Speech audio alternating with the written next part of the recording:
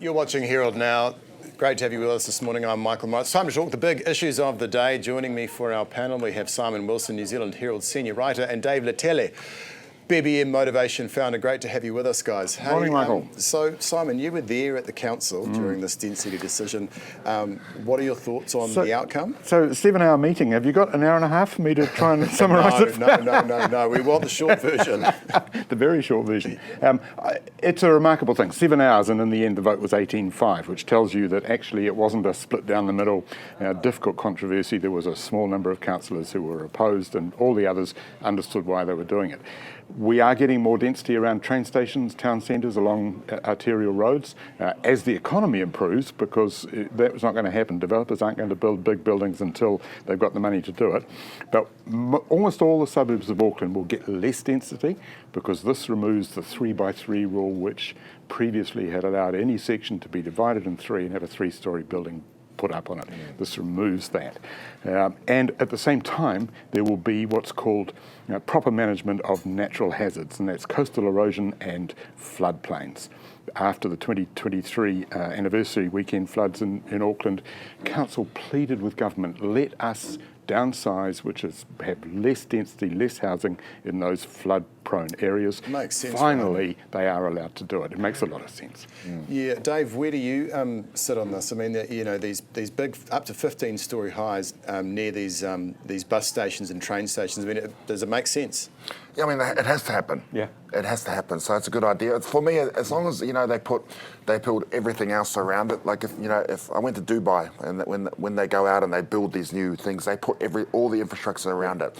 So we're just got to make sure it's that, and that they don't turn into ghettos. And that is the theory of it. If you think about a train station, you think about trains, the more people who live close to the train, the more likely they are to use the train, Yes. which in turn means there will be more frequent train services and they'll be cheaper. And at the same time, as you say, Dave, they build communities there, so the ground floor of these large buildings will be I look at what Sam Stubbs is doing. Yeah, all of those things. What Sam Stubbs is doing with Simplicity, building all these beautiful, but then it has to be a community. Yeah, you build communities that everything people around can live in and work in, and have green areas. You put up a tower block, you've got room for a park. You put up 2-storey, 3-storey houses everywhere, there's no room for the park. And that's the difference. Still at council, I mean, there's a lot of fiery sort of debate. You had Morris Williamson sort of saying, well, you've got a gun to our heads.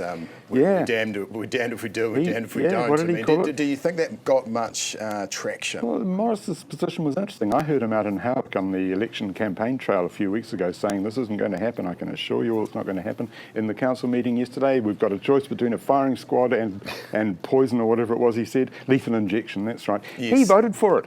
He actually voted for it. So Okay. there you go. Shame in New Zealand. Now, former Green MP Goldie's Gutterman and Tory Whānau have both spoken out about this. And we've got this new video series, Elephant. I mean, what are your thoughts?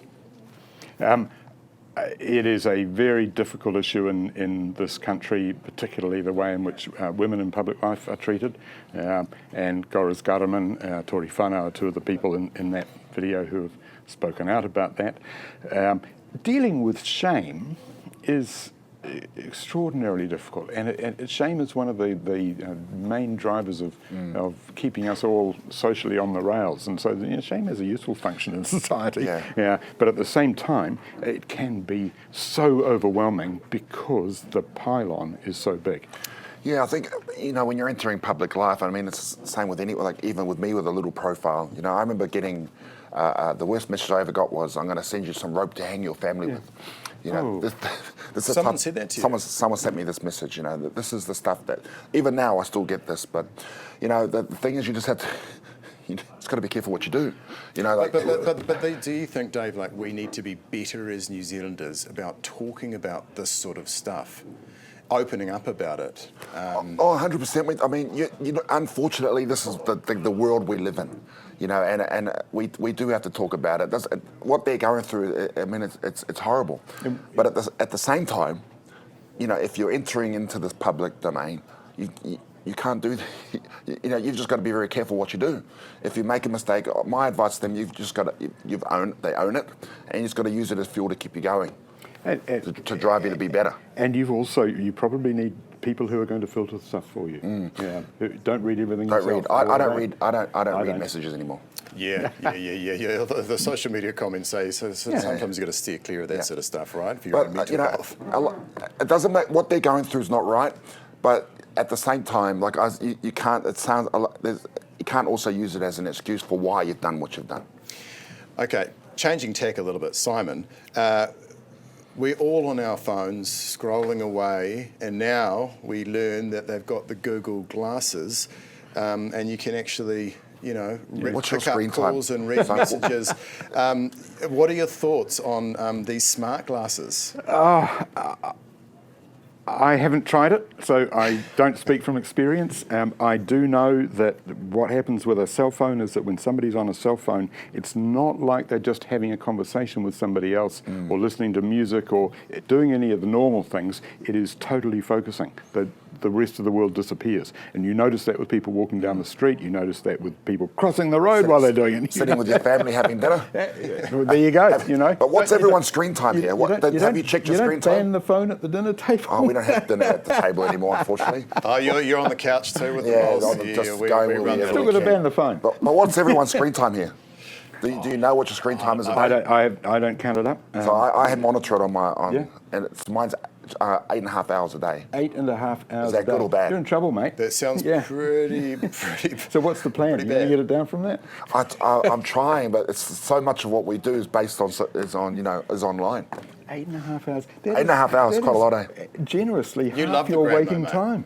I do love the gram. Look at what I had for breakfast. Hey, just quickly before, why? Hey, just quickly before we go, new Kiwi slang in the Oxford Dictionary, cuzzy bro, rack it up, to name a few. What would you like to see next time included? My favourite word is scientician. Yes? It's not in common use. No, it doesn't sound. As Dave? the scienticians say, I'd like to see the word bureaucrat. Whoa, Yeah, okay, right. there you go. Bureaucrat. We need less of it down in Wellington. How about opinionator? Opinionator. What about chur? I think Sure needs to be in there. Isn't it already? Like it probably is, who knows? Sure. Hey, guys, thank you so much for coming in this Thank you, brother. on this panel at Herald Now. Sure. That is Simon Wilson, New Zealand Herald senior writer, and Dave Latele, BBM Motivation founder. Well, coming up, we...